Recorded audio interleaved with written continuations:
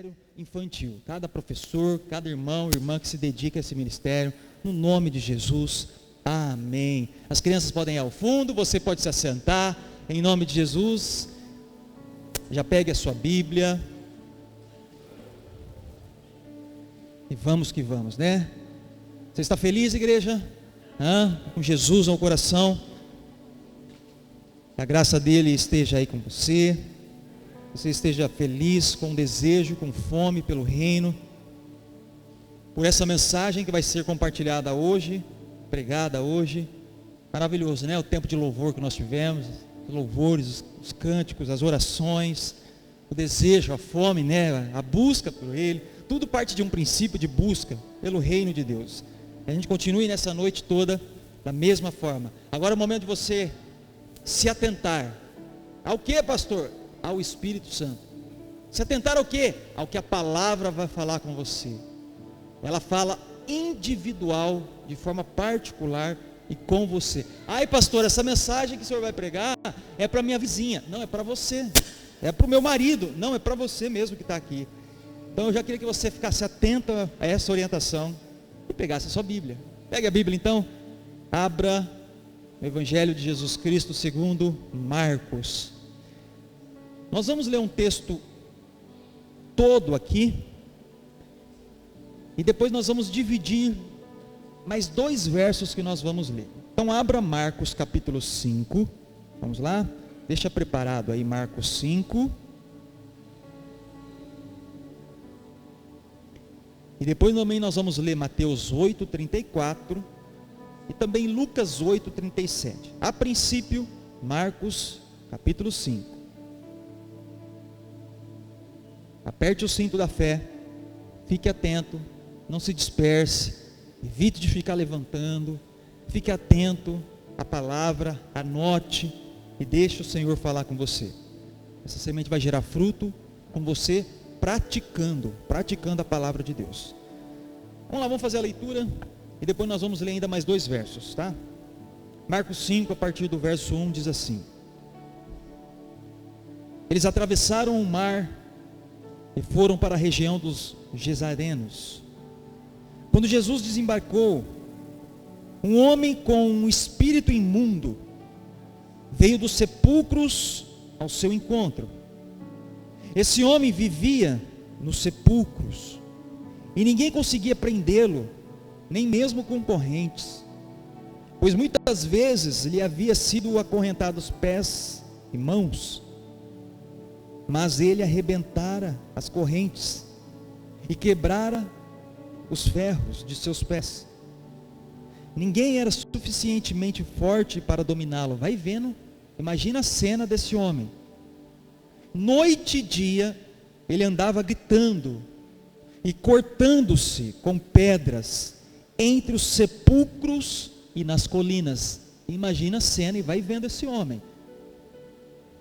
Quando ele viu Jesus de longe, correu e prostrou-se diante dele e gritou em alta voz: que queres comigo, Jesus, filho do Deus Altíssimo? Rogo-te por Deus que não me atormentes. Pois Jesus lhe tinha dito: saia deste homem, espírito imundo. Então Jesus lhe perguntou: qual é o seu nome? Meu nome é Legião, respondeu ele, porque somos muitos.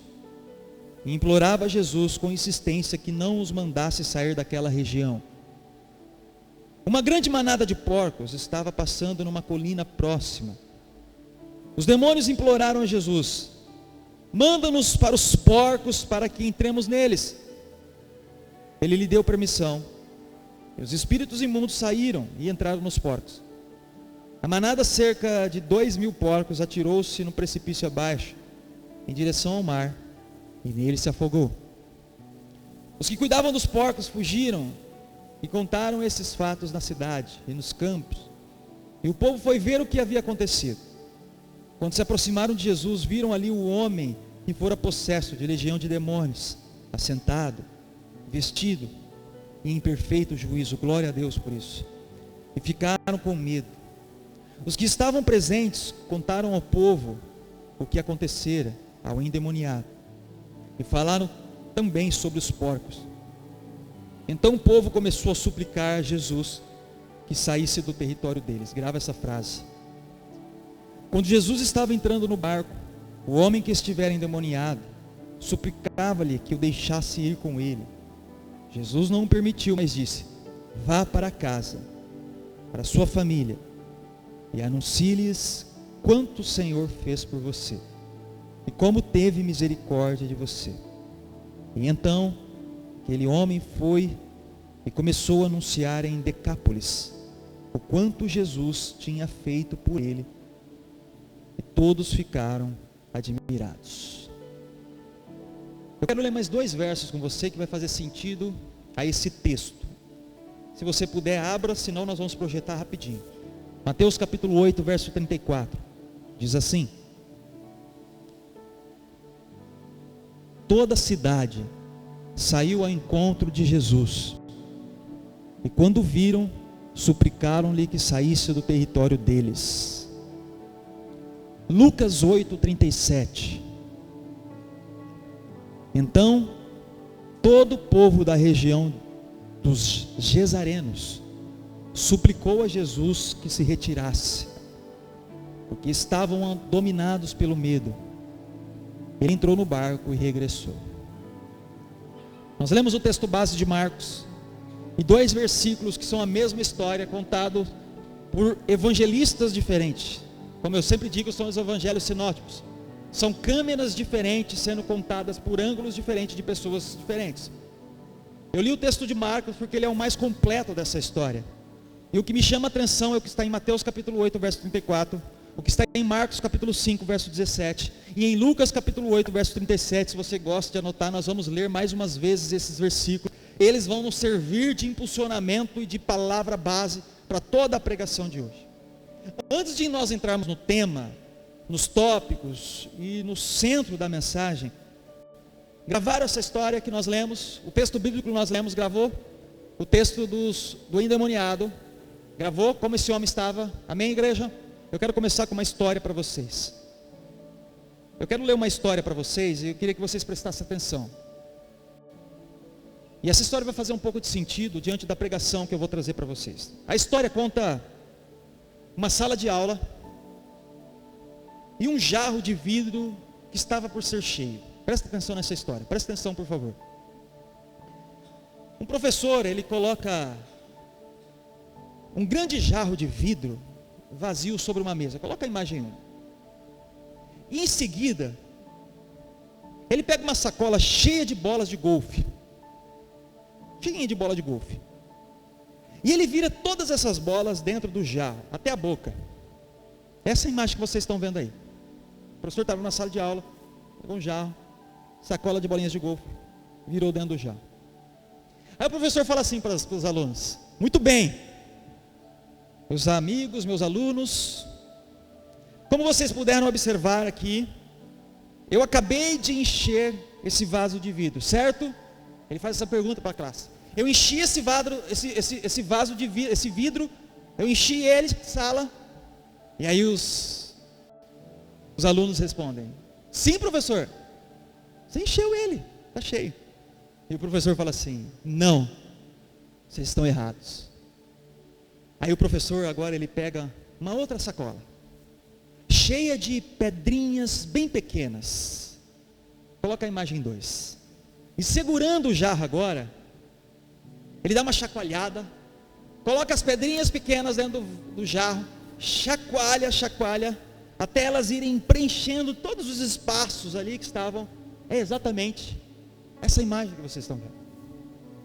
Aí o professor fala assim para os alunos: como vocês podem ver, o jarro não estava totalmente cheio.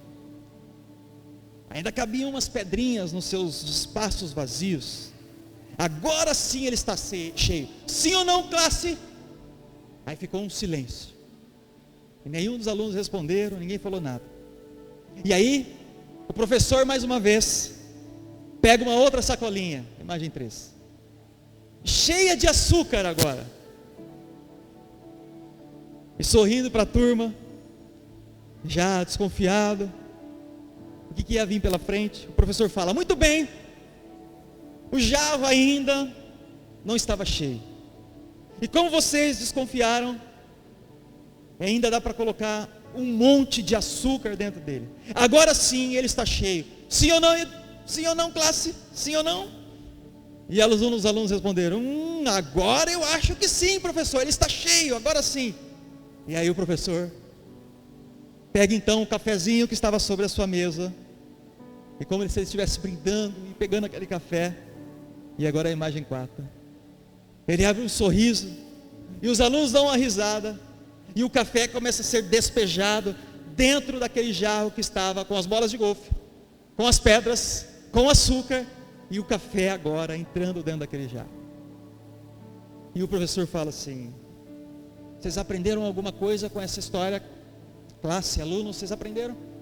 E agora é a pergunta que eu estou fazendo para vocês. Vocês conseguiram aprender algo sobre isso?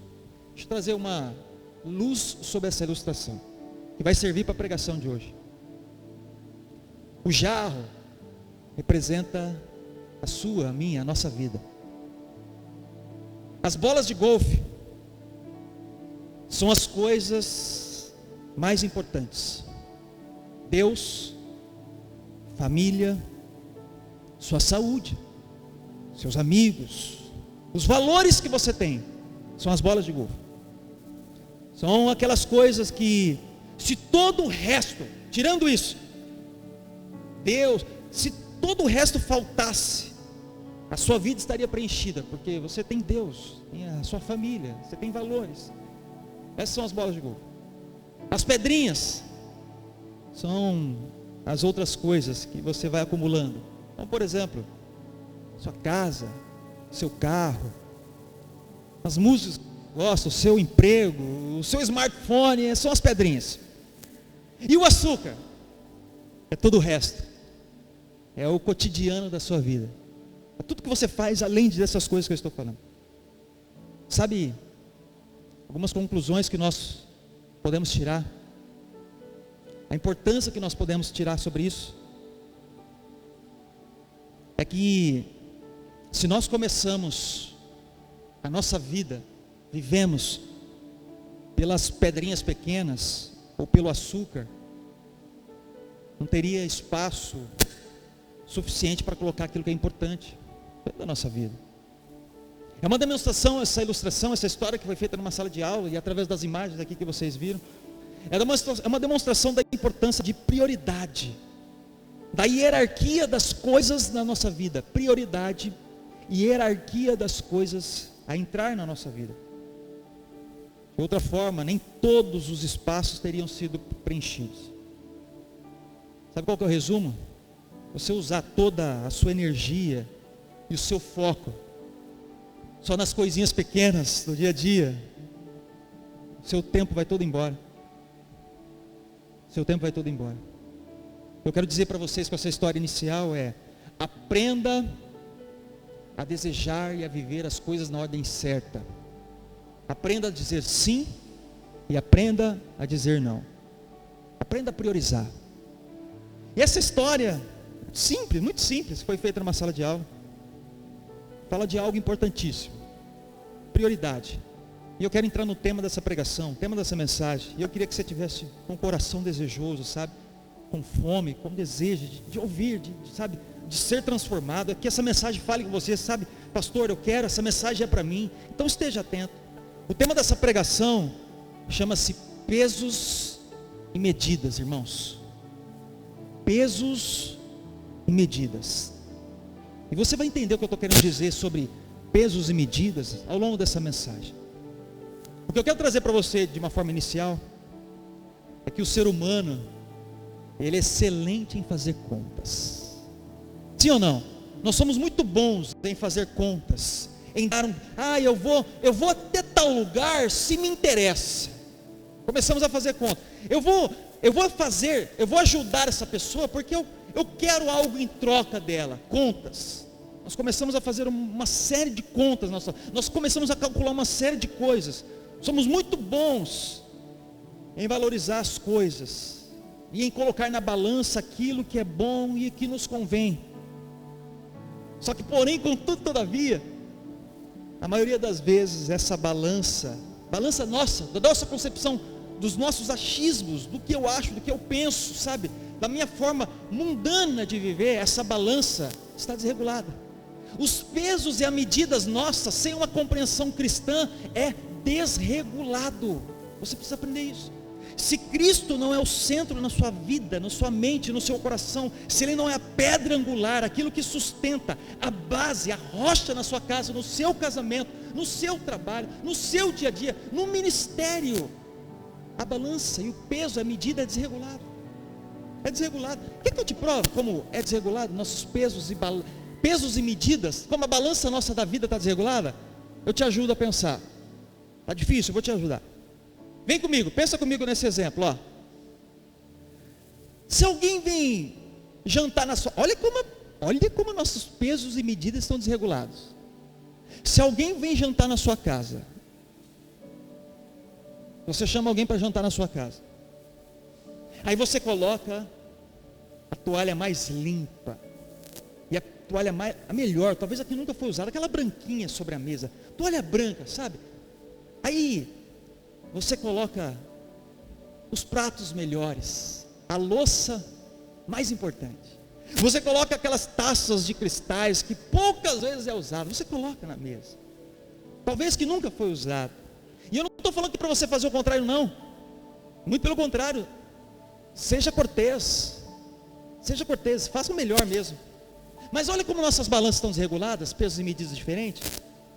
Porque quando nós vamos almoçar ou jantar com o nosso marido, esposa, filhos, o que nós fazemos? O que nós fazemos? Fala a verdade. Se a gente não coloca o pior, reclamando ainda, toma isso aqui, pá, coloca os piores, quebrado, o copo, eu não estou falando eu só estou falando como o nosso peso e balança está desregulado, para algo tão simples. A gente vai almoçar com o nosso filho, com a esposa. Ah, pastor, sim ou não é assim, igreja? Ou é só lá em casa que acontece isso? Sim ou não? Ah, eu sei o que você está pensando. Ah, pastor, mas é que é correria do dia a dia. Por isso que porque é correria do dia a dia. Não caia nessa. Sabe por que faz isso? Porque os pesos e as medidas, a balança está desregulada. Está desregulada.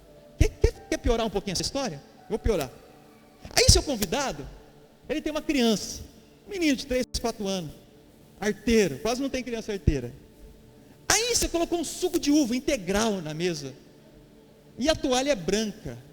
Aí o danado do menino, o que ele fez? Derrubou na toalha branca, manchou aquela toalha que você nunca usou. O que você fala para ele? Ah, foi nada, fique em paz, depois eu lavo. É ou não é? Olha como a nossa balança está desregulada. Se é o seu filho que faz isso com a sua toalha, o que você faz? Você é um burro, não faz nada direito, só derruba esse menino. É ou não é, igreja? Ah, pastor, eu sei o que você está falando, eu sei o que você está pensando. Ah, pastor, é que eu preciso educar esse menino. Não, é porque os pesos e as medidas, a balança está desregulada. Balança desregulada. Grava isso. Como que eu estou querendo trazer para vocês uma compreensão inicial? Como que um estranho recebe conforto e compreensão, e os de perto recebem desprezo e palavrão? É assim. Por quê, pastor? Balança desregulada, pesos e medidas errados, compreensão de vida errada. Quer piorar um pouquinho? Traz para o reino de Deus. Eu iniciei falando que o ser humano é excelente em fazer conta. Aí eu vou até aqui porque me interessa. Eu estendo a mão para essa pessoa porque eu vou ganhar algo em troca. Eu vou lá porque meu nome vai estar sendo publicado, porque eu vou ter um arroba marcado. Fazemos contas. Quer piorar? Por muitas vezes no reino de Deus a gente faz a mesma coisa. A gente faz conta. Ah, igreja, a gente faz conta com o reino de Deus. Pastor, eu não faço conta não. Olha, eu não faço conta com o reino de Deus. Posso te ajudar? Quer que eu te ajude? Como você faz conta com o reino de Deus? É ou não é? Você faz uma pergunta assim, ó. Quanto custa? Olha a conta que você faz. Quanto custa para eu ir num pequeno grupo essa semana? Quanto custa para eu participar de um PG? É a conta que nós fazemos. Sabe qual é a conta que nós fazemos? Vai custar eu dormir mais tarde, porque no outro dia eu vou ter que acordar cedo, levar um menino na escola e tal. Eu acordo muito cedo, então dia de pequeno grupo é dia de dormir mais tarde, sabe? É por isso que eu não vou participar. Fazemos conta com a igreja, com o reino, com Jesus. Quanto custa para mim participar de um ministério? Nós fazemos conta, sim ou não, igreja? Quanto custa para mim cantar aqui? Para mim participar de recepção? Sabe que custa? Os meninos, o louvor, o ministérios, a recepção, chegaram uma hora mais cedo, ensaiando. Sabe quanto custa participar do ministério? Compromisso. Chegar mais cedo e ir embora mais tarde. Os irmãos que fazem parte, caminham comigo aqui, vão embora tarde, 10 horas, 10 e meia, às vezes 11 horas aqui da igreja. O que custa, pastor? Compromisso. Vixe, então eu não quero não. Fazemos conta com Deus, fazemos conta. Sabe, para Deus nós fazemos, e o que eu quero propor para vocês, se ao contrário, vem comigo, igreja, fica no pensamento comigo. Se nós fazemos conta com Deus, e para Deus? Você já fez essa pergunta? Você já perguntou para Deus, para o Senhor, quanto custou para que você pudesse estar aqui hoje? Você já fez essa pergunta? Você já fez a pergunta, quanto custou para você receber essa graça que está sobre a sua vida? Quanto custou para você ter uma nova chance? Ou você acha que você não teve uma nova chance? Quanto custou? Para você ter uma nova oportunidade? Ou você acha que você nunca falhou? Quanto custou para você ter essa nova vida? Essa esperança, esse amor, essa bondade, essa fidelidade de Deus? Quanto custou a igreja? Custou tudo. Custou tudo. Nós não cantamos hoje esse aqui? Nós não cantamos hoje a respeito dele? Quantas canções nós falamos a respeito disso? Do amor dele? Quão lindo, nós falamos tanto a respeito disso, e custou tudo.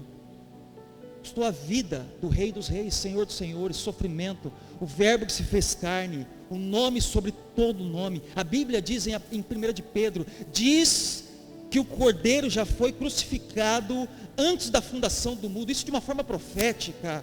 Ou seja, não é porque você, eu sou tão, não, é porque Ele nos amou primeiro. Essa é a graça maravilhosa que nós temos que compreender. Então Ele te alcançou quando você principalmente estava na podridão, cheirando porcos. Esse é o momento que Jesus nos alcança, sim, e nos abraça. Então isso é o custo. E para ir lá onde você estava, custou sangue, porque era assim, foi a regra de Deus estabelecida. Aliás, estabelecida antes da fundação do mundo. E no Éden isso já foi mostrado no princípio para Adão e Eva. Então esse é o peso que nós temos que ter na nossa compreensão. Custou tudo. Custou sofrimento, custou tapas, cusparada, coroas de espinho. E o problema é que nessa dinâmica da vida cristã, nós temos uma tendência sempre de olhar os nossos custos. Sempre de olhar os nossos custos. E quando nós estamos para dar um passo de fé, de avanço, de ir mais profundo, de se entregar, de ser uma voz de Deus nessa terra, nessa geração, para esse povo, nesse local, onde você está, no seu trabalho, nós começamos a olhar o nosso custo. Quanto custa para mim, sabe? Nós começamos a olhar, porque vai afetar o meu lazer, né? Então, não vai afetar a minha vida, é o meu dinheiro. Esse negócio de igreja, dá dinheiro para a igreja, não sei se pega legal, pastor é ladrão, né? É o que todo mundo fala. Para que esse negócio? Para que dar dinheiro para a igreja, né? Não sei. Afeta a minha vida sexual. Sim, filhão. Sim. Você que anda pulando cerca, você que anda traindo a sua esposa, sua namorada, o seu marido, sim, afeta a sua vida. Uma vida com Deus afeta essa área principalmente. Principalmente os seus prazeres. Nós não queremos saber quanto custou Cristo morrer na cruz, mas achamos caro demais se converter. Sabe por quê? Porque é preciso mudança. Essa foi a primeira aula que nós tivemos hoje, ali na classe de nós estávamos falando sobre isso. Um giro, mudança de rota, isso é arrependimento. Nós falávamos hoje na classe de novos, vamos ver quem está craque. Vamos lá. Arrependimento é o quê? Nós lemos lá e falamos, é sentimento? Sim ou não? Arrependimento é sentimento, poxa, eu fico comovido com o que aconteceu, mais ação. Sentimento mais ação. Se for só sentimento, não vale, não tem valor. Eu estou tão sentido por ter maltratado, por ter mentido, por ter enganado, por ter sido um pecador, tão sentido. Beleza, e aí? O que isso mudou? Se não tiver ação, é verbo. Ação, de nada adianta. Eu posso virar para minha esposa, que é a pessoa que eu mais amo, junto com meu filho, e falar, Ellen, eu te amo. Te amo, Ellen. Eu te amo, Ellen. Aí ela vira para mim, tá, e aí? Ama de que jeito? Mostre esse amor. É assim, mostre esse amor. Como que eu vou amar ela? Diariamente. Quando ela está linda, mas quando está mais ou menos. Quando ela está feliz, mas quando ela está naqueles dias. Demonstrar meu amor. E vamos juntos, você está nesse dia? Amar. Como que eu mostro? Atitude. Então, arrependimento é sentimento mais atitude. Atitude. E é tão maravilhoso esse texto. Agora nós vamos um pouquinho para o texto base. Os textos que nós lemos dessa história do endemoniado, o jovem, o homem, o rapaz de Gadareno. Os 3 textos que nós lemos 3 textos. Um texto base, nós fizemos a leitura toda e depois 2 versos. Amém? Foi isso que nós fizemos. Vem comigo agora, deixa aberto engatilhado que nós vamos ler novamente agora. Mateus 8:34, Marcos 5:17, Lucas 8:37. Os 3 textos que nós vamos ler agora, pasmem, eles estão inseridos em 3 dos 4 evangelhos, como eu disse. Todos eles mostram, presta atenção nisso, os 3 textos que nós vamos ler agora, mostram pessoas pedindo para que Jesus fosse embora. Reparem isso no texto agora comigo. Vem comigo em Mateus 8:34 e veja pessoas pedindo para Jesus ir embora. Olha só o que o texto diz. Mateus 8:34. Diz assim: toda a cidade saiu ao encontro de Jesus, e quando o viram, grifa, suplicaram-lhe que saísse do território deles. Os caras pediram, Jesus, vaza, vaza daqui. Quer mais? Marcos 5:17. Então o povo começou a suplicar a Jesus que saísse do território deles. Mais uma vez, parafraseando o nosso tempo, Jesus, dá linha. Quer mais? Lucas 8:37. Então todo o povo da região dos Gerazenos suplicou a Jesus que se retirasse, que estavam dominados pelo medo. E ele entrou no barco e regressou. Jesus, vaza. Pergunta, reflita nessa pergunta comigo, igreja. Vamos lá. O que faz uma pessoa pedir para que Jesus vá embora da sua vida? Pensaram nisso? O que faz uma pessoa pedir assim, ó, Jesus, vai embora, eu não te quero, vai embora da minha vida, vai embora da minha região aqui, de onde eu estou, no local, vai embora, Jesus. O que leva uma pessoa a falar isso para Jesus? Por que as pessoas pedem para Jesus ir embora, mesmo depois, porque isso tudo acontece depois de um milagre, de uma mudança, de uma salvação, de uma transformação na vida de um homem que era endemoniado, que vivia se cortando. Depois disso, eles falam, Jesus, vai embora. O que leva uma pessoa a falar isso depois de um milagre, de uma bênção numa região, num acontecimento? Vem a reflexão para vocês agora. Não precisa responder, mas reflita aí comigo nessa pergunta. Será que nós não estamos agindo assim, da mesma forma? E aí eu quero propor para vocês 3 tópicos. Na seguinte pergunta, diante desse tópico: quais são os cuidados que nós temos que ter para para não ser como essas pessoas do texto base. As pessoas do texto base eram: Jesus fez um milagre, salvou, curou, restaurou uma pessoa, e a hora que ele estava vindo, falou: vai embora. Um evangelista falou, o segundo evangelista falou, e o terceiro evangelista falou: vai embora, Jesus. O que leva uma pessoa? Será que nós não estamos agindo da mesma forma? Jesus, vai embora dessa área, vai embora da minha vida, do meu território, onde eu estou. Será que nós não estamos agindo assim? O que nós temos que fazer? Ser, como nós temos que agir, igreja, para não ser como essas pessoas do texto base? Bom, para responder essa pergunta, eu quero trazer 3 tópicos para você, e em nome de Jesus eu quero trazer no tempo os 3 aqui, uma reflexão. Vamos a um primeiro tópico para reflexão comigo, com você, sobre o que nós temos que fazer, como que nós podemos agir. Primeira reflexão é que a chegada de Jesus, grava isso, igreja, a chegada de Jesus vem com a necessidade de decisão e de escolha entre o reino de Deus ou o reino dos porcos. Você pegou essa? Mais uma vez. A chegada de Jesus, Jesus chegou na sua vida, chegou aí, Ele está reinando na sua vida, ou começou a reinar, você está ouvindo falar de Jesus, então é isso agora, ó, é essa. Então a chegada dele gera uma necessidade. Isso, pastor, isso é só para os caras lá de Decápolis? Não, isso é para você, para mim, para o cara que está passando na rua, para quem entrou aqui agora pela primeira vez, para o endemoniado que está passando, está caindo lá, para todos. Chegou Jesus, gera-se uma necessidade, e a necessidade é decisão de escolha entre reino de Deus ou reino dos porcos. É sobre isso que nós vamos falar nesse primeiro tópico. O texto que nós lemos, ele conta a história desse homem. Nós lemos Marcos 5, a história inteirinha do homem endemoniado. Jesus ali, para vocês entenderem um pouquinho, ele estava no início do seu ministério terreno. Ele tinha acabado de sair de uma tempestade. Lembra da tempestade que Jesus saiu? Jesus tinha acabado de sair da tempestade, qual ele estava dormindo no barco. Ele sai daquela tempestade com os apóstolos e ele chega nessa região de Gadara.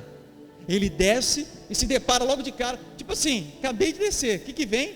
Tem um demoniado passando lá, um cara que andava pelado, nu, com corrente na mão, tudo sangrando, cabelo se cortando, gritando, andando para a rua. O povo via ele e fala: meu Deus, corta a volta, está lá o demoniado lá, é um maluco lá, que anda pelado, cortando, xingando, pegando os outros, enforcando. Essa era a cena do endemoniado de Gadara.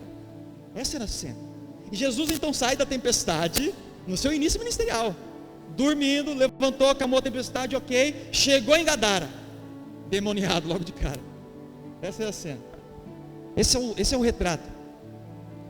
E o tópico 1 que eu quero trazer para vocês, que a chegada de Jesus, ele vem com uma decisão. Nós precisamos ter entre reino de Deus ou reino dos porcos, e vai ficar mais claro agora. Sabe por quê, irmãos? O reino de Deus, o nome de Jesus, é o nome mais conhecido hoje, é o mais usado. Sabe por quê? Sabe por quê? Não me entendam não me entendam mal, mas é porque Jesus está na moda, entre aspas. Está na moda. Sabe por quê? Porque Jesus dá like. Porque o nome dele faz vender nomes, livros. Jesus, o maior psicólogo de todos os tempos. Jesus, o maior gestor de pessoas de todos os tempos. O homem e tal, vende livros, camisetas, I love Jesus, sabe? Cursos. E sabe o que me faz pensar sobre isso? Essa dinâmica da vida cristã. É que muita gente gosta de Jesus. Presta atenção, igreja. Muita gente gosta de Jesus. Parabéns. Muita gente fala de Jesus. Parabéns. Muita gente indica Jesus. Parabéns. Mas não estão prontos a perder nada por Ele. Eu falo, eu indico, I love Jesus, mas não estou disposto a perder nada por Ele. Nada. Sabe a frase que nós falamos? O que conta, o que me interessa é o que eu posso ganhar. O que eu posso ganhar com Jesus? São mais likes? O que eu posso ganhar com Jesus? São mais cursos sendo vendidos? É mais, o que eu ganho com Ele? O que eu ganho com Ele? Mas não estamos dispostos, isso é para nós, igreja, essa palavra é para IBC, e é para quem for online, depois de for ouvir, glória a Deus aonde chegar. Nós não estamos dispostos a dar, a dividir, a entregar o nosso tempo, a servir, sabe, a nos dispor pelo reino, pelo nome dEle. Nós não cantamos, quão lindo esse seu nome é, Ele é tudo. Essa pergunta eu fiz hoje, na classe de novos, o que é Jesus para você? Resposta unânime, Jesus é tudo para mim. Uai, a conta não fecha, a conta não fecha. Olha que interessante, com essa dinâmica que eu estou falando, que nós podemos às vezes falar, indicar, mas não necessariamente estar vivendo com Ele. Mateus 16, olha que poderoso esse texto, olha que legal, diz o texto de Mateus 16, verso 13, o 13 ao 15, vai, Mateus 16, do 13 ao 15, diz assim, ó.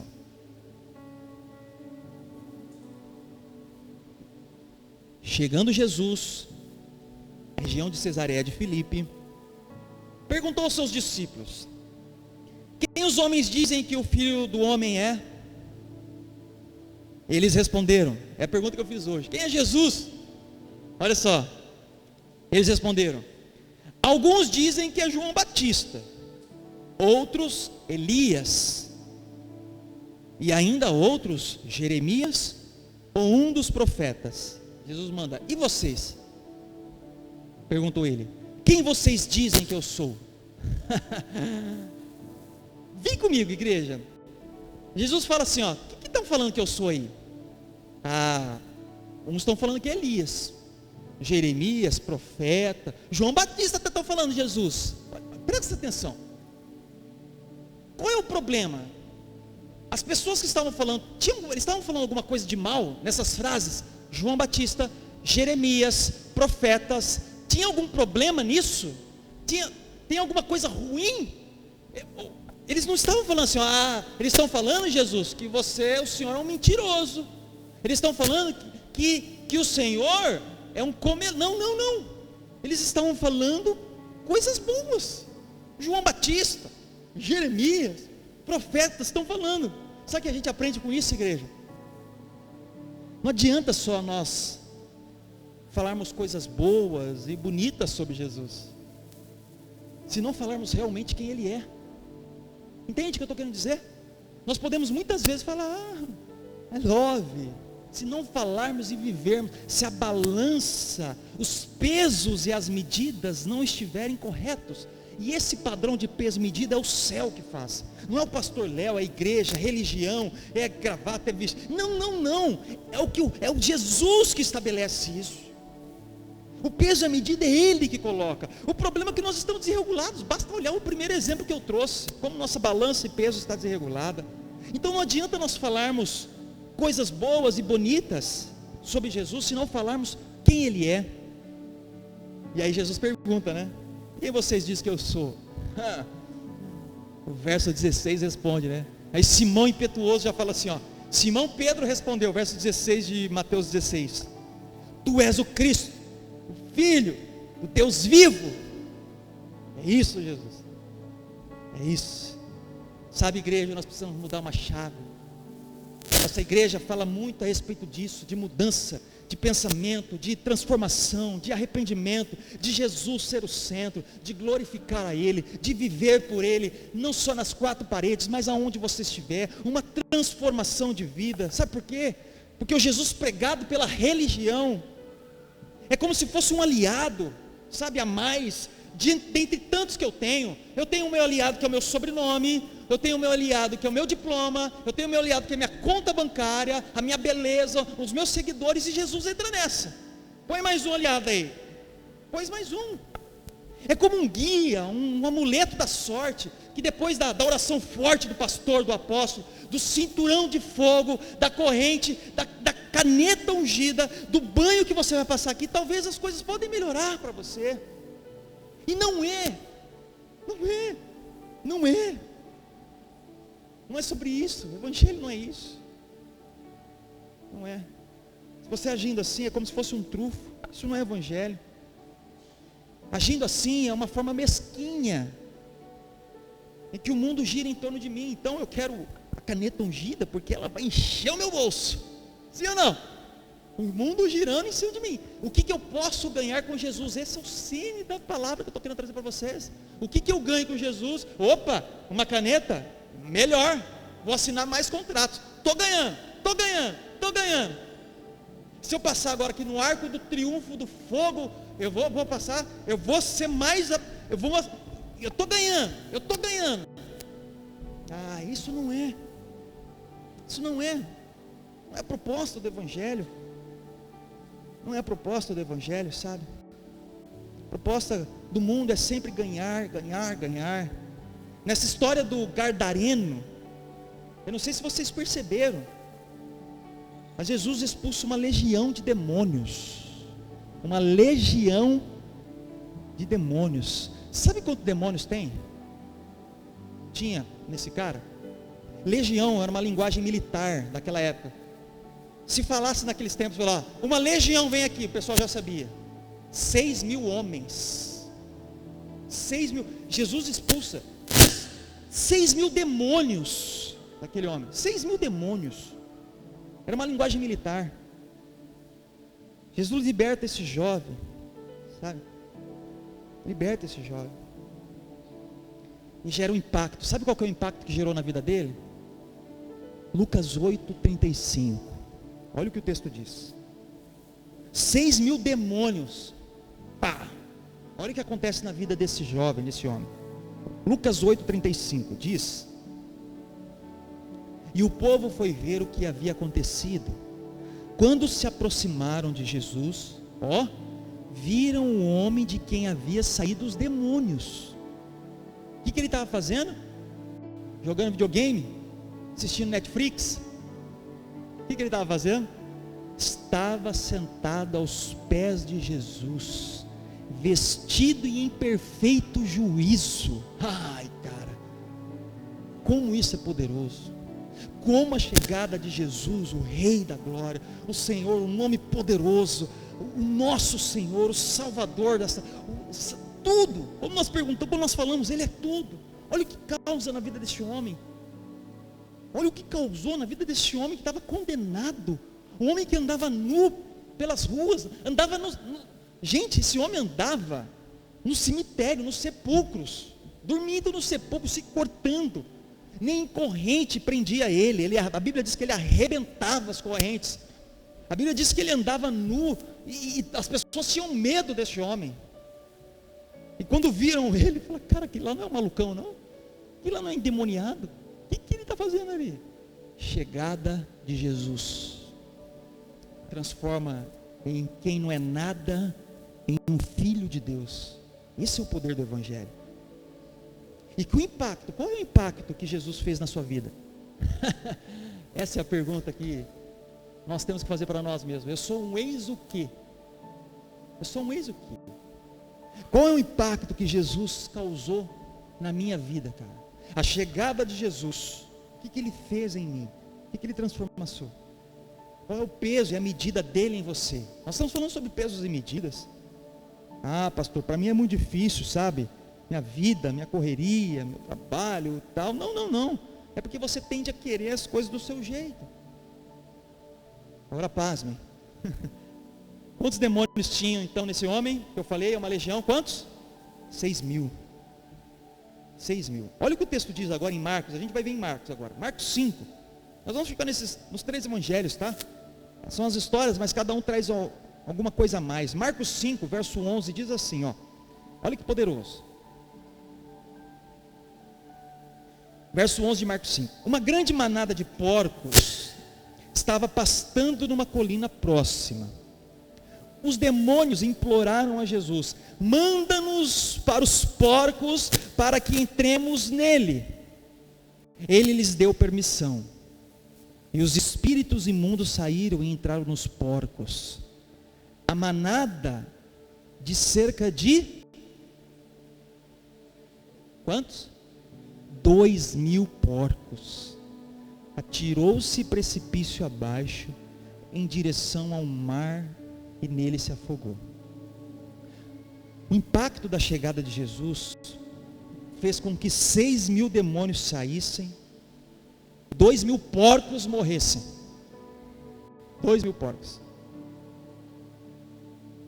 Perder os porcos ali significava perder dinheiro.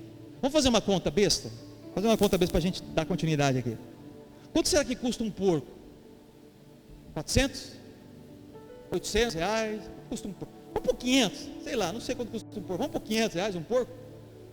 Vamos por 500. Fazer uma conta mais redonda aqui. 500 reais. 500 reais. 2.000 porcos. Vezes quanto? 1 milhão. Vamos imaginar? Uma conta besta mesmo. Os caras perderam 1 milhão de reais ali. Imagina assim, os caras têm lá, porco lá, tá, é o serviço dos caras. De repente, 1 milhão de reais. Vai para o mar. 1 milhão de reais, assim, ó, vai para o mar. Eles estavam pedindo para Jesus sair, não é por causa da doutrina, da salvação do menino, da família, do endemoniado. Não. Eles estão pedindo para Jesus ir embora por causa da grana. 1 milhão de reais ali, vamos pensar no nosso dinheiro, 1 milhão. Sabe, igreja, é como se eles estivessem dizendo, fica comigo. É como se aqueles homens que estavam cuidando dos porcos, estivessem dizendo assim para Jesus, ó, Jesus, nós entendemos o que aconteceu com esse menino aí, com esse homem, esse endemoniado, nós entendemos. Nós reconhecemos o que aconteceu. Basicamente eles estão querendo dizer isso. Nós sabemos que agora ele vai voltar para casa. Imagina só esse homem, esse jovem, a mãe desse menino. Imagina só, se você é um pai, uma mãe, imagina comigo a cabeça de ter um filho perdido. Eu não sei se você tem um filho perdido. Imagina só seu filho perdido, cheirador de cocaína, drogado, queima todo o dinheiro, as coisas da sua casa. Imagina só o seu coração como pai e uma mãe é. Imagina a mãe desse jovem, agora vendo ele sentado, sã, aos pés de Jesus. Então basicamente esses homens estavam dizendo assim, agora eu sei que ele vai voltar para casa. Esse homem era terrível, dava dor de cabeça para todo mundo, aterrorizava todos. Por outro lado, nós estamos perdendo o nosso lucro, Jesus. Estamos perdendo o nosso negócio. E se for assim, pasma, igreja, pega o que eu estou querendo dizer para vocês. Se for assim, nós preferimos o lucro dos porcos do que o da sua presença. Do que o da sua presença, Jesus, entre nós. Sabe o que eles estavam falando? Vai embora, Jesus. Vai embora, que eu prefiro os porcos do que a sua presença. Forte, né? Essa era o que eles estavam querendo dizer. Essa é a primeira reflexão que eu quero trazer para você, igreja. A chegada de Jesus vem com a necessidade de uma decisão, de uma escolha entre o reino de Deus e o reino dos porcos. Era basicamente o que os homens estavam falando. Olha, Jesus, muito bom, curou, salvou, trouxe de volta para a sociedade, mas ó, está mexendo no meu quadrado, está mexendo aqui onde não é para mexer. Vaza, Jesus, prefiro os porcos.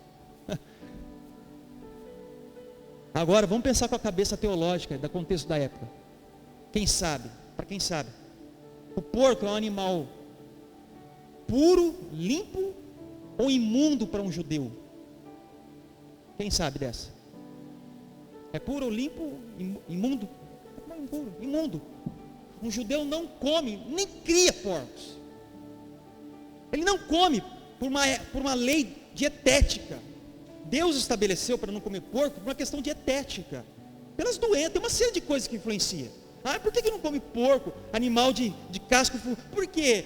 Porque coitadinho, não, por uma questão dietética, de saúde. Não tinha SUS, farmácia naquela época. Imagina só as doenças, uma série de coisas. Então Deus estabeleceu, naquela época, a lei não comer. Então eles não comiam, era um animal impuro para um judeu.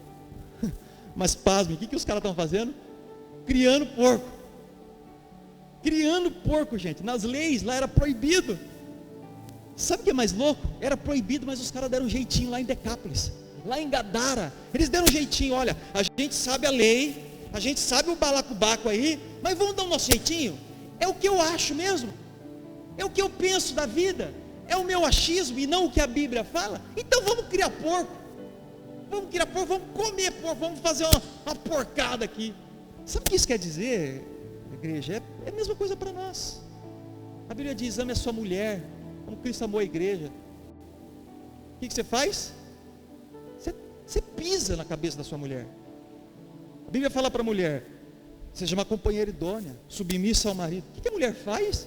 Estrangula o cara, bate de frente, caos. A Bíblia diz: ame a Deus com toda a sua força, com todo o seu ser, seja Ele as primícias da sua vida. O que a gente faz? Nada disso, igreja, nada disso, nadinha disso. Existe a orientação dos céus para nós, a orientação do céu. É sobre isso que ele está querendo falar. Sabe, igreja, quando ele chega, ou os porcos saem, grava isso, igreja, grava isso, por favor. Quando Jesus chega, ou os porcos saem e ele reina, ou você convida Jesus a deixar o seu território. É assim a vida com Jesus. É uma questão de escolhas. Isso me leva ao segundo ponto de reflexão, sabe? Por que a gente não enxerga Jesus? Por que aqueles homens não estavam enxergando Jesus naquele território de Gadara? Jesus estava lá fisicamente. Por que não enxergavam? Isso me leva ao segundo ponto. E o segundo ponto de reflexão diz o seguinte: enquanto o território for nosso, grava isso, enquanto o território for nosso, nós nunca vamos enxergar, nós não enxergaremos o que realmente importa. Enquanto o território for nosso, é meu, tudo meu, é a minha vida, é minha, a igreja é minha, nós nunca vamos enxergar o que importa, nunca. Nessa história do gadareno, o que realmente importa nessa história? Alguém sabe? O que realmente importa nessa história? Os porcos ou o jovem? A libertação do garoto. É a libertação do garoto. É a história, o bate-papo que eu estou falando sobre ter um filho perdido. O que importa mais para você? Seu filho retornar ou seu R$1 milhão? O que é mais importante para você? Aí vem uma pergunta: pastor, se o que realmente importa nessa história é o garoto, por que eles não enxergaram o garoto ali naquele momento? O garoto estava aos pés de Jesus, era o cara que se cortava, endemoniado, que gritava, acorrentado, causava medo, perdido. Por que eles não enxergaram isso? E olharam os porcos e falaram: vaza, Jesus, você está acabando com os nossos porcos. Sabe por quê? Eles não enxergam, porque eles estão olhando para os porcos, e não para a pessoa, e não para as pessoas, igreja. Olha o texto básico, vamos ler novamente, Mateus 8,34. Olha só como eles falam assim, ó: é meu território. É isso que eu quero ver você agora. O possessivo que tem aqui, ó. Mateus 8,34 diz: toda a cidade saiu ao encontro de Jesus, e quando viram, suplicaram-lhe que saísse do território deles. Jesus, sai do meu território, essa terra, essa região é minha, não tem que estar aqui, Jesus, vaza. É isso que eles estão querendo trazer, território deles. Em Marcos 5,17 fala a mesma coisa, em Lucas 8,37 fala a mesma coisa. Ou seja, o território é deles, o chiqueiro é deles, a vida é deles, a terra é deles. Por isso que eles não veem Jesus, por isso. E isso acontece conosco também, igreja, sim ou não? É tudo nosso ou não é? É a mesma coisa, a vida é minha. Igreja, Jesus, a vida é minha, eu faço o que eu quero. O dinheiro é meu, o talento é meu, a igreja é minha, o ministério é a minha vontade, é os meus prazeres. Pasmem de uma coisa, o princípio do evangelho é outro. Sabe qual que é o princípio do evangelho para você compreender e virar a chave? Negue a si mesmo. Quer um outro princípio tipificado no batismo que nós tivemos há 2 semanas? Morra. Esse é o princípio. Arrependa-se. E aí assim começa uma série de coisas. Ande mais 1 milha. Teu irmão não tem? Tira e dá para ele. Deu? Dá outra face. Esse é o princípio. princípio do Evangelho, sabe? É o princípio do Evangelho. É impossível se converter e continuar dono de tudo. É impossível se converter e continuar dono de tudo. Enquanto você entender que tudo é seu, sabe? Jesus nunca vai prevalecer na sua, na minha, na nossa vida. Deixa eu falar, igreja, nós pouco falamos de dinheiro aqui, tá? Pouco falamos, vocês quase não me veem, eu tenho dificuldade, na verdade, ficar de falando. Mas sabe por que pessoas têm dificuldades de ofertar? Sabe qual que é o princípio da dificuldade de ofertar no reino de Deus? Ah, pastor, porque é crise, né? Não, é porque é o princípio do meu. É porque é o meu dinheiro. E você se esquece que a sua vida é dele. Esse é o segundo ponto que eu estou querendo trazer. Não é só sobre dinheiro não, é sobre a sua vida. O seu tempo é dele. Você sabia disso? Tudo é dele. O seu trabalho é dele. Você é um cara talentoso, inteligente, gestor, fala bem, canta, escreve, sei lá o que você faz, parabéns, mas é tudo dele.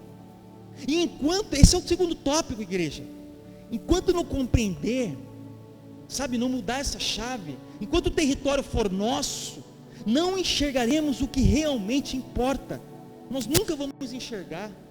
Eu falo isso a respeito do dinheiro, porque eu era assim, igreja. O dinheiro era meu. Eu tinha uma dificuldade gigantesca. Sabe por quê? Eu cresci assim, o dinheiro é meu e tal, e um amor ao dinheiro, e cuidado, e é um Deus do dinheiro, sabe? Sabe quando essa chave quebrou em mim? Quando eu encontrei com o Rei da Glória, sabe? Chegando no território de Gadara na minha vida. Ele fala, olha, uma transformação precisa acontecer na sua vida, meu jovem.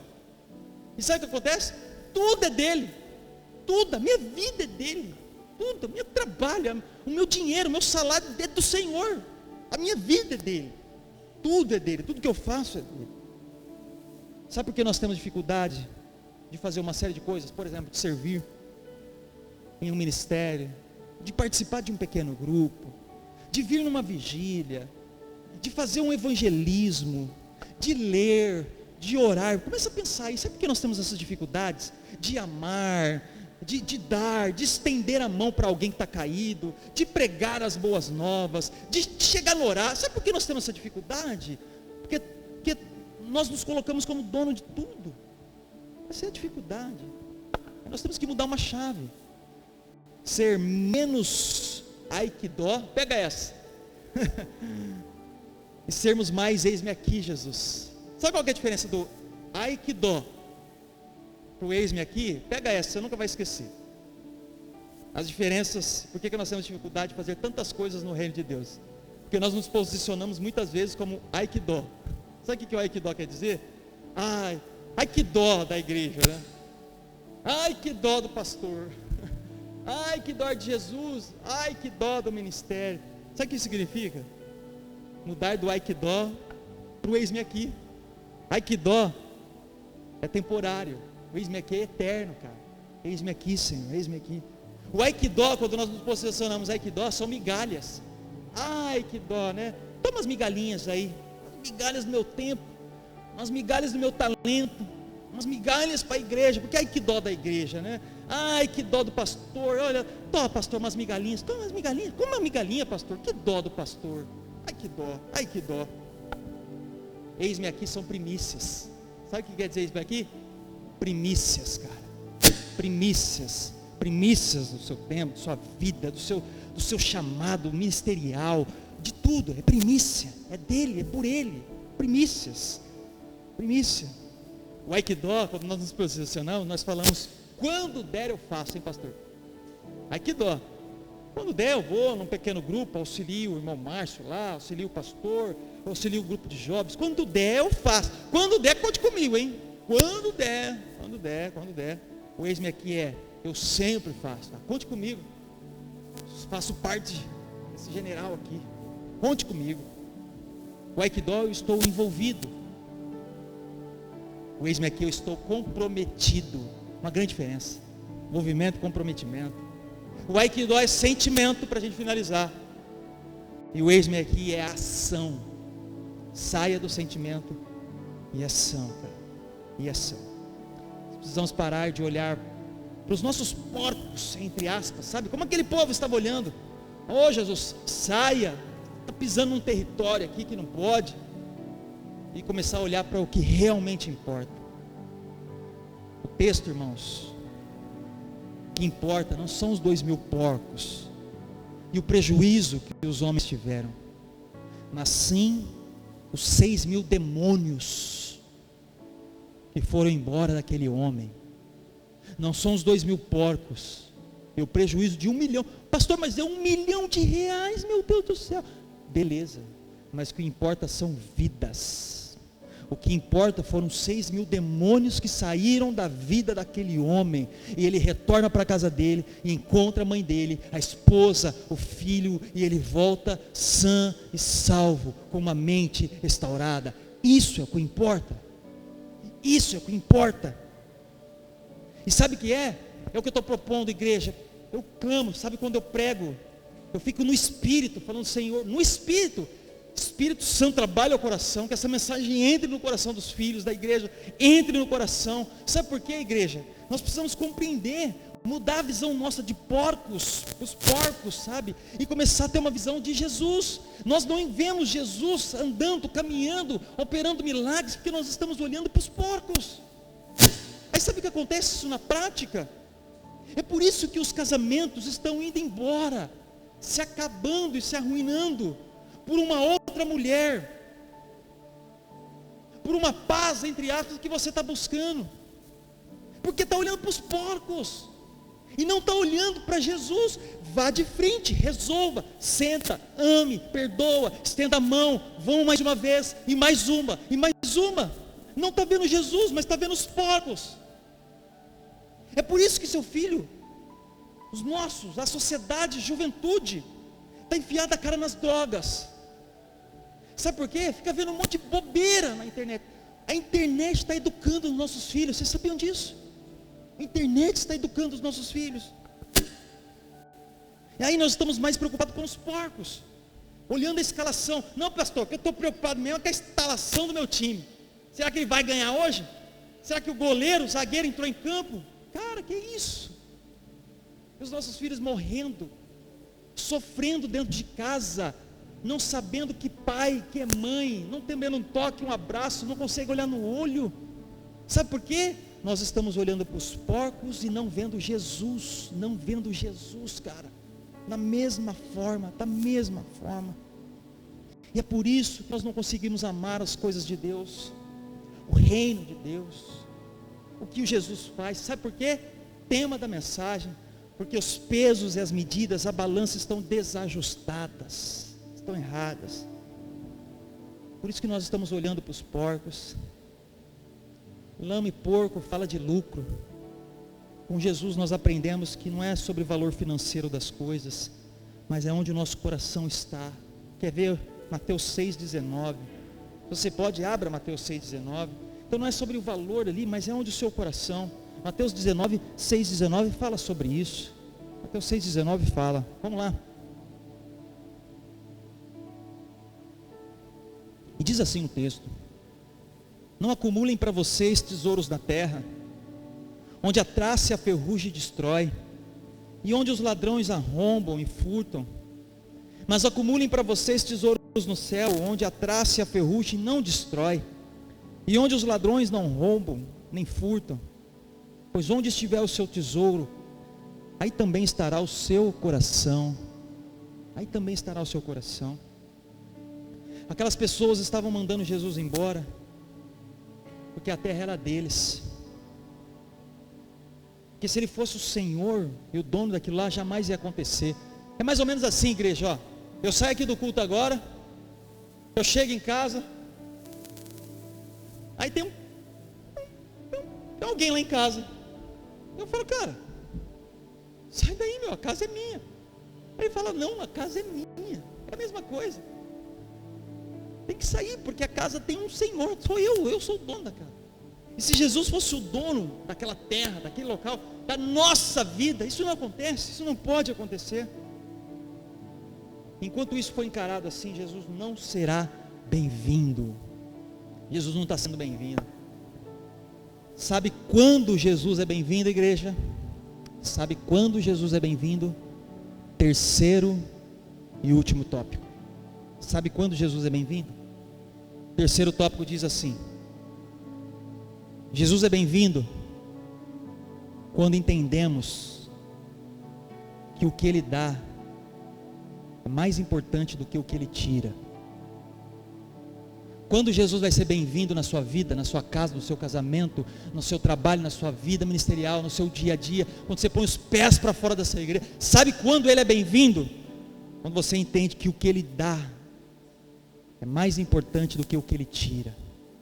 Nós estamos numa tendência de pesos e medidas, balanças erradas. Lembra no início? Em que nós valorizamos muito mais do que Ele tira. Não, mas Jesus tirou aqueles amigos que me levavam lá para prostituição, oh céus, oh vida, oh azar. Jesus me tirou aquelas pessoas que me estavam levando para aquele caminho, mas Jesus, não, mas por quê? Pois é, você está valorizando o que não é. E o que Ele está dando? Um jovem restaurado, uma pessoa restaurada aos pés de Jesus em sã consciência. Nós valorizamos outras coisas. Na história que nós lemos, Jesus estava tirando os porcos, o lucro imundo, sabe? E sabe o que Ele decidiu dar? Sabe o que Ele decidiu dar, igreja? Ele devolve um homem de volta à sociedade. Por mais que R$1 milhão a conta que nós fez, seja muito dinheiro, comparado com o que Ele fez, sabe? Este 1 milhão perde o valor. E você só vai compreender isso quando a balança dos céus estiver calibrada em mim, em você, na igreja, no ministério. Quando os pesos e as medidas passam a ser outros. Eu quero fazer mais uma vez essa reflexão com você. Se você tivesse um filho, eu falo de filho porque é o elo mais forte de um ser humano. Pai com filho, uma mãe com filho. Se você tivesse um filho perdido, nas drogas, seja lá o que for, perdido, arruinado, na guia de sargento, você passa nas ruas, seu coração ia estar arrebentado. Se viesse uma proposta assim para você, chegasse uma proposta para você assim, olha, com R$1 milhão, seu filho vai voltar. Vai sair desse caminho das drogas e vai voltar sã e salvo. Sabe o que acontece? Esse dinheiro perde valor. Não é nada. Você vai fazer de tudo pelo seu filho retornar sã e salvo. Sabe qual que é o valor de um filho sentado à mesa, te chamando de pai? É sobre isso que eu estou querendo trazer. A mudança de olhar, perda dos porcos ali, para ver Jesus em nossas vidas. Igreja, sabe por quê? A Bíblia diz uma passagem, em Apocalipse, de que as ruas dos novos céus e da nova terra serão de ouro. Você sabe disso?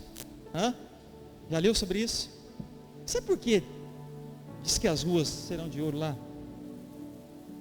Abra aí, eu não sei se eu coloquei para projetar, Apocalipse 21, se não me engano. Apocalipse 21.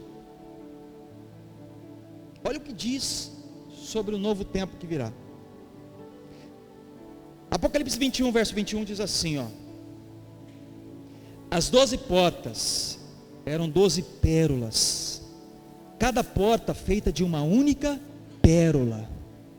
A rua principal da cidade era de ouro puro, como vidro transparente. Pega essa. Não vi templo algum na cidade, pois o Senhor Deus Todo-Poderoso e o Cordeiro são o seu templo. Aleluia. A cidade não precisa de sol, nem de lua para brilharem sobre ela, pois a glória de Deus a ilumina, e o Cordeiro é a sua candeia. Aleluia. Sabe por que o Apocalipse diz que as ruas serão de ouro, cara? A gente fala assim, eu vou morar. Você olha, às vezes vai apontar o dedo na cara do outro. Seu ruim, seu pecador. Eu vou ir para o lugar que tem rua de ouro, e é ouro, e meu guarda-roupa vai ser de ouro, e vai ser ouro bem feito para você. Cara, você não entendeu o que o texto está querendo dizer de uma forma mais profunda para você. Sabe por quê? Sabe por que ele está querendo falar isso para você? No céu as ruas são de ouro. Não é para ostentar, fazer uma selfie. Ó, rua de ouro. Pá, não tem luz aqui, porque ó, ouro puro. Não é para ostentar não, filhão. Não é para ostentar.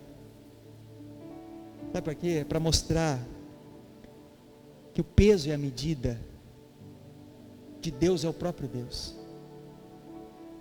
É para mostrar que aquilo que nós nos matamos para conquistar, fazemos guerras, famílias se acabam, homens se matam por causa disso, do ouro.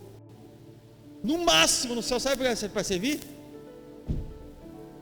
Para pisar. No máximo vai servir para pisar. Porque o peso é outro. O peso e a medida do céu é outro. Não é ouro, velho. O peso e a medida é o próprio Deus. A glória é o próprio Senhor. A Bíblia diz que é o próprio Cordeiro que ilumina. A glória é Ele, o poder é Ele, a majestade é Ele, tudo é a respeito dEle. Nós estaremos lá em eternidade, ou conhecendo em eternidade. É por isso que a Bíblia fala. Quando Jesus é bem-vindo, igreja, Ele é bem-vindo quando sabemos que o que Ele dá é maior do que o que Ele tira. Ele está devolvendo à sociedade um homem que cheirava mal. Ele está devolvendo à sociedade um homem que vivia acorrentado, um homem que se cortava, que causava pânico nas pessoas, que vivia nu, que estava longe da sua casa, da sua sã consciência. Esse é o homem que está sendo devolvido para a sociedade, e não R$1 milhão dos porcos. Essa é a realidade do Evangelho. É para isso, pastor, para que tem igreja então? Por pessoas como essa que somos nós. Pastor, para que você prega? Para que o Evangelho chegue no coração de pecadores e se tornem filhos de Deus. Por que nós fazemos evangelismo? Para que pessoas venham para esse reino de Deus. Mas não é por causa de 1 milhão de porcos? Não! Mas não é por causa do templo pomposo, pompildo, pompado que nós temos? Não! É por causa de pessoas saindo de uma sociedade podre, pecadora, filho de Deus. É para isso que nós fomos colocados, para fazer o ID, para pregar o Evangelho, e não para os 1 milhão dos porcos. É para isso,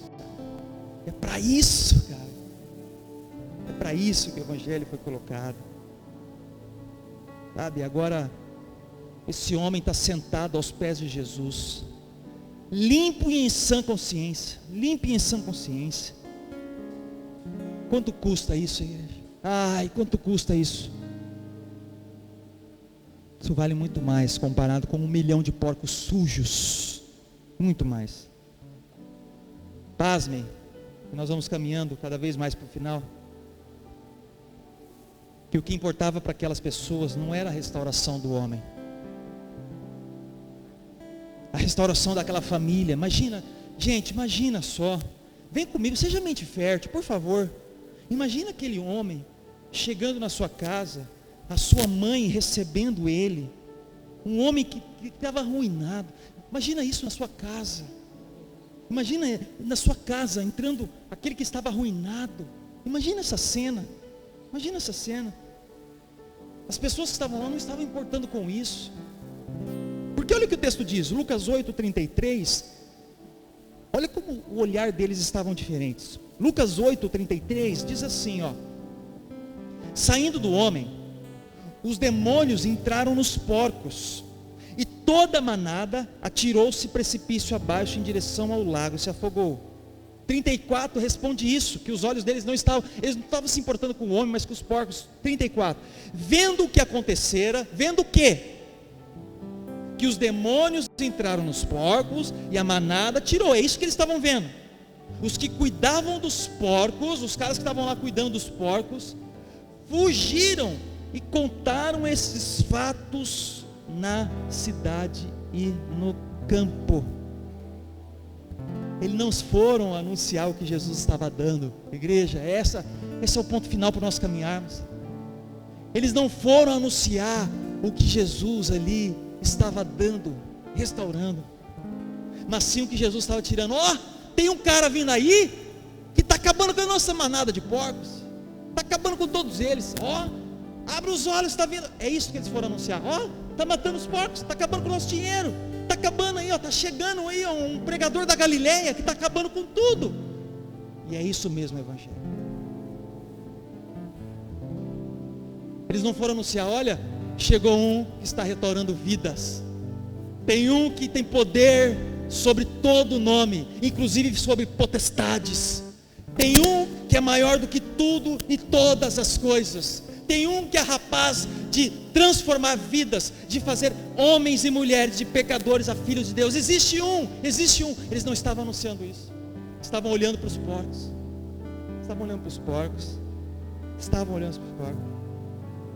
Eles não foram anunciar as boas novas e o pregador da Galileia, mas sim os 2.000 porcos que caíram. E aí quando as pessoas chegaram, elas viram um homem que era um monstro, um endemoniado. Eles encontraram um homem restaurado. Lucas 8:35, e é a última passagem nossa. Lucas 8:35 diz: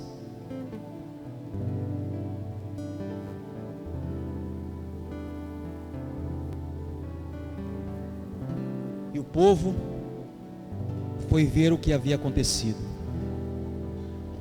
Quando se aproximaram de Jesus, viram que o homem de quem havia saído os demônios estava sentado aos pés de Jesus, vestido e em perfeito juízo.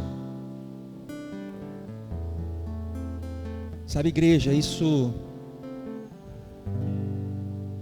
me lembra outros territórios que Jesus também entrou, e decisões que precisavam ser tomadas, e pesos e medidas, balanças foram colocados à tona. Quando Jesus chega no território de Zaqueu, uma decisão precisou ser tomada também. Zaqueu, desça, quero estar na sua casa. Você escolhe. A chegada de Jesus é o impacto de uma escolha. Eu escolho continuar o fraudulento cobrador de impostos ou o reino de Deus? Reino dos porcos ou reino de Deus? A gente sabe a história de Zaqueu. Quando Jesus chega em Nicodemos, você precisa nascer de novo. Você é muito bom, muito conhecedor e tal, mas precisa nascer de novo, cara. Você está vivendo um reino de porcos.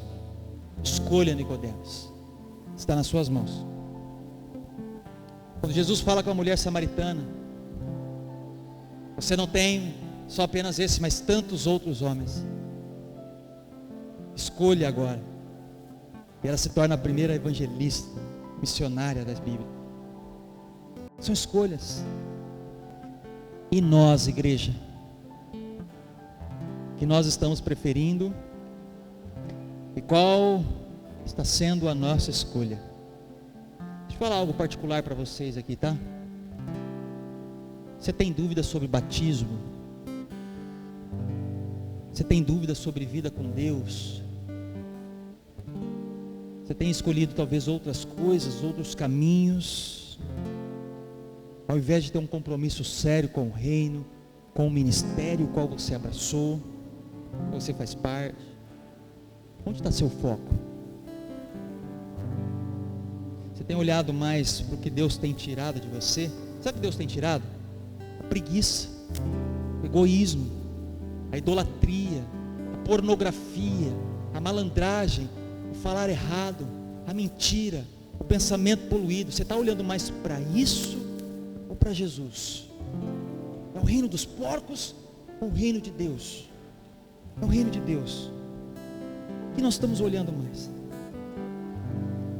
Pense nisso, igreja, e tomem a melhor decisão.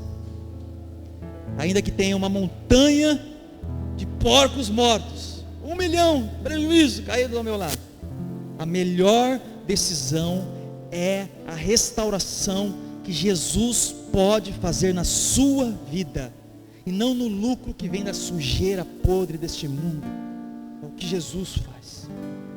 Sabe, mude o peso e a medida. Esse é o tema da mensagem. Mude o peso. e a medida. Eu queria que você ficasse de pé, para a gente encerrar.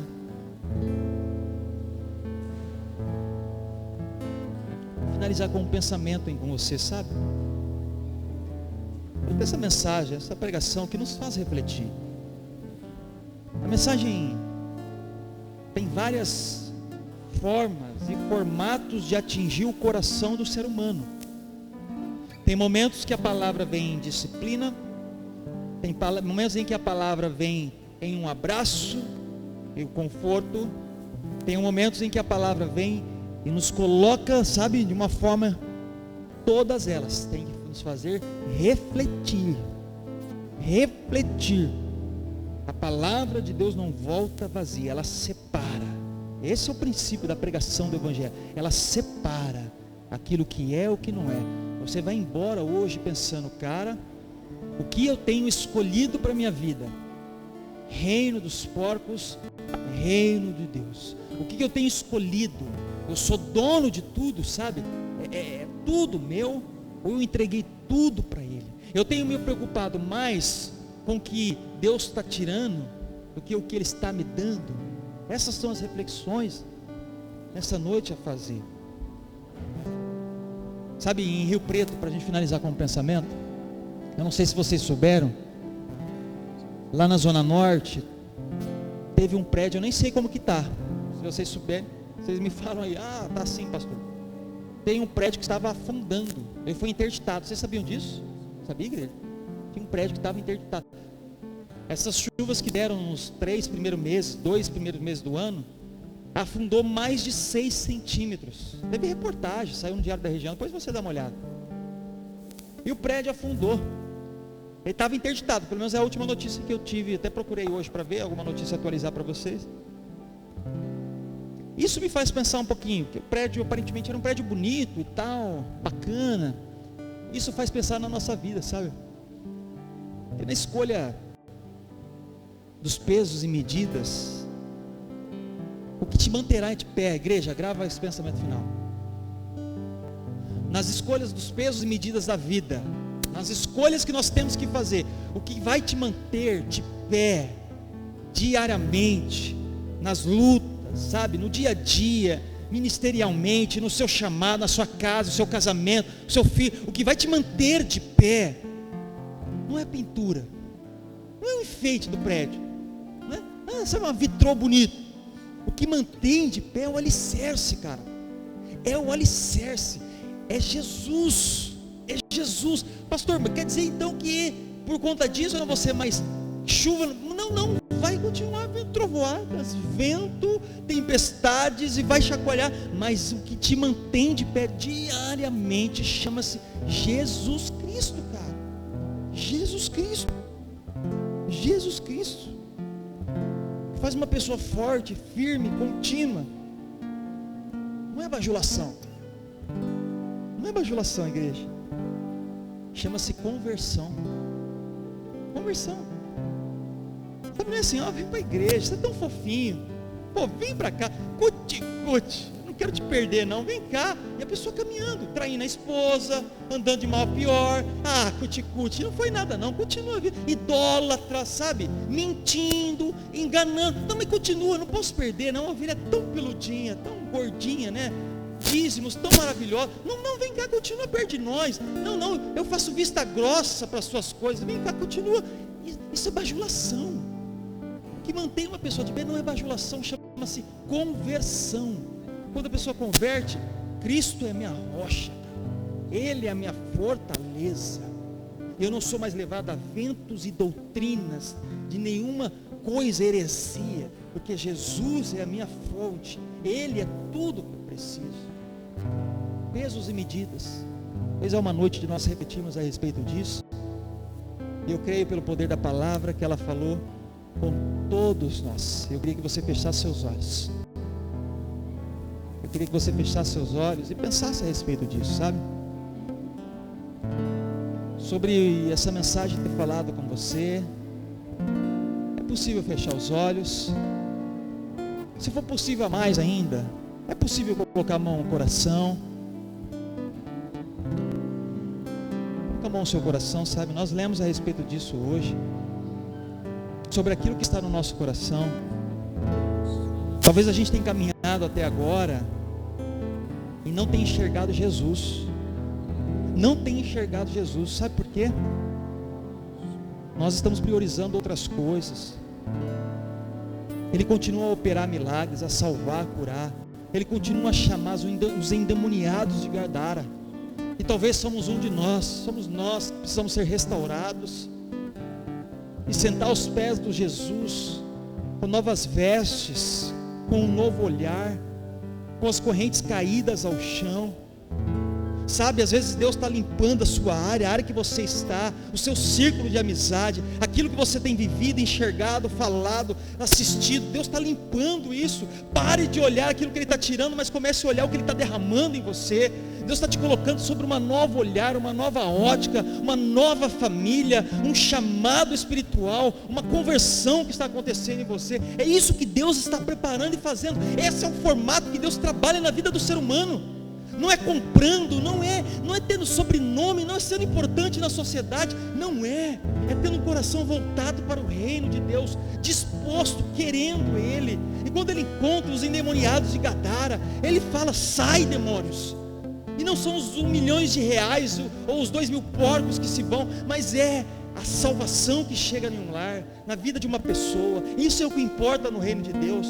É para isso que nós estamos como uma igreja aqui, é para isso que nós avançamos, pregamos, batizamos, fazemos pequenos grupos, cantamos, louvamos, adoramos a Ele, fazemos curso, ministérios, avançamos, evangelismo. É para que pessoas endemoniadas venham aos pés de Jesus, esteja sentado aos pés dele, restaurado, com novas vestes, uma nova forma de pensar.